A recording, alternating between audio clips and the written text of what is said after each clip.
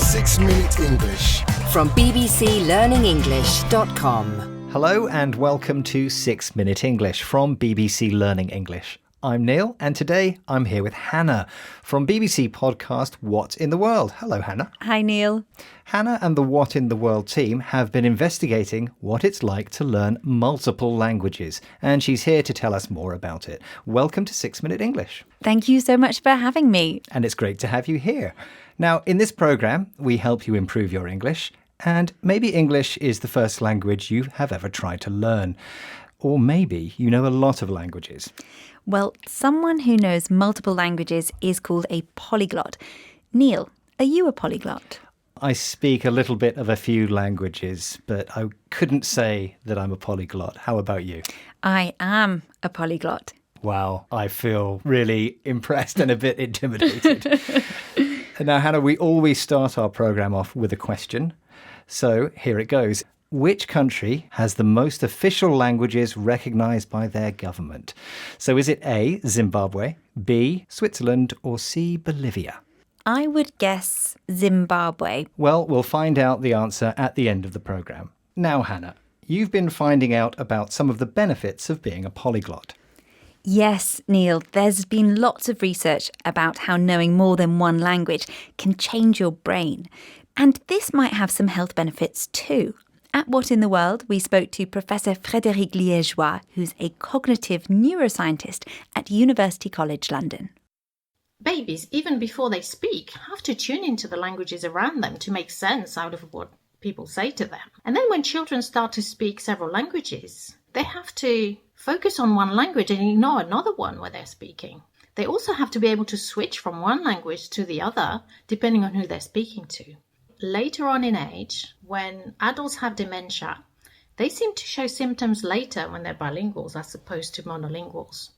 We think that juggling several languages has helped them really boost this brain efficiency, which is a great advantage. It's like a brain workout.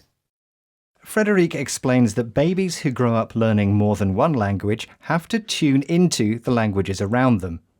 They have to listen to each language. Over time, they become good at switching languages and ignoring the ones they don't need in a conversation. Scientists think that juggling several languages is good for you. If you juggle several things, that means you deal with all of them at the same time. Frédéric describes being a polyglot as a brain workout. This means it's exercise for your brain that can make it stronger. Now, Hannah, I don't know about you. When I was younger and languages just seemed like another subject at school, I didn't really care so much. But when I worked abroad later in life, I was much more motivated and found it easier. How about you? Quite the opposite, actually. I did find it easier to learn languages at school and university. But I didn't have to learn these languages out of necessity. But my colleague, Victoria Umunkunda, she's a presenter and a journalist on the BBC World Service, she did. She speaks 5 languages and she understands 8. And she learnt those languages because her family moved from Rwanda to Kenya and then to Norway when she was a teenager. Victoria says she was able to pick up Norwegian quite easily. If you pick up a skill, it means you learn it, usually by being in the environment where that thing happens rather than being taught. But Victoria's parents found it much harder to learn Norwegian. Let's hear what Vic said on the What in the World podcast. First of all, you're having them coming into a new culture completely from everything they've ever known. The language is new. These are people in their 50s, but they soldiered on because if you want to work, if you want to live there, you have to learn. And they did. It wasn't easy, but I think also with us kids, we picked it up quite quickly. So if they were making a mistake, we were also helping them along the way. So it kind of a way of paying back. You helped us get to this, to keep our mother tongue, and here we are going to help you. Victoria's parents found it difficult to learn Norwegian in their 50s, but they soldiered on. They continued doing something even though it was difficult. And I love that the family helped each other with their languages, Hannah. Yes, so Vic's parents helped them keep their mother tongue, Kinyarwanda, when they had to leave Rwanda. And then years later, the children helped their parents learn Norwegian. And Hannah, Victoria picked up Norwegian quite easily, even after learning 4 other languages. Did Victoria have any tips for learning so many languages? Well, one thing she recommended is trying to immerse yourself in the language. So she said go to the market or into the street, a place where you can listen to people using the language. Yes, and some learners might be learning English online, and so they don't have the opportunity to go to a market or street and hear the language. But there are other things that you can do. For example, you can listen to 6 Minute English, or you could try other BBC podcasts like What in the World too.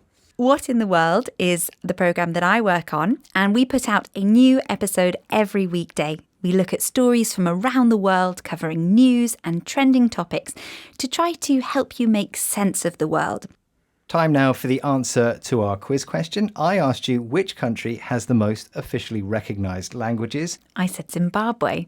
and I'm afraid that was the wrong answer. It was, in fact, Bolivia, which recognises 37 languages, though, of course, not everyone speaks all of them. Now, let's recap the vocabulary that we have learned, starting with polyglot, which is someone who knows lots of languages like me. If you tune into something, you listen or pay attention to it. Juggling several things, like languages, means doing several different things at the same time. A brain workout is exercise for your brain. If you pick up a skill, you learn it, usually through practice rather than being taught. And if you soldier on, you continue doing something even though it's difficult. Thanks for listening to 6 Minute English, and listen to the full episode of What in the World about polyglots and learning languages. There's a link in the notes below this programme. Thank you so much for having me on 6 Minute English. Goodbye. Ciao. Adios. Até logo. Sayonara. Bye. 6 Minute English. From bbclearningenglish.com.